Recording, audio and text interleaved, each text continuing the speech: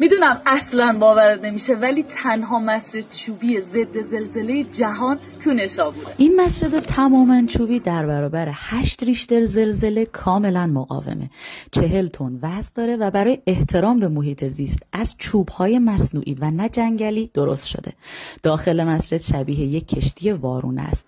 هیچ ستونی نداره و این یعنی که وزن 8 تنی مناره‌ها به روش کاملا نوین از طریق سقف و دیوارها به زمین منتقل شده. سازنده بنا حمید مجتهدی در رشته سازه‌های مقاوم در برابر زلزله در آمریکا تحصیل کرده و وقتی که به ایران برمیگرده در سال 79 تصمیم میگیره در ملک اجدادی خودش یه بنای منحصر به فرد و زیبا ایجاد کنه.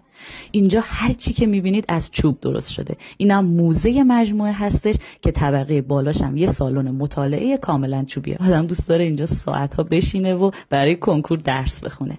اینم رستوران مجموعه هستش که من فکر میکنم کمتر کسی چنین رستورانی رو دیده باشه. خیلی زیباست. اگه مثل من وقت نکردید از غذاهای آتیشی اینجا میل کنید، اصلا چای آتیشی و خوش‌طعم این رستوران رو از دست ندید. راستی یادتون نره که از فروشگاه‌های صنایع دستی این مجموعه برای خودتون سوغاتی بخرید. میتونید هر روز از 7 صبح تا اذان مغرب از اینجا دیدن کنید. بلیت ورودی برای هر نفر 17 تومن.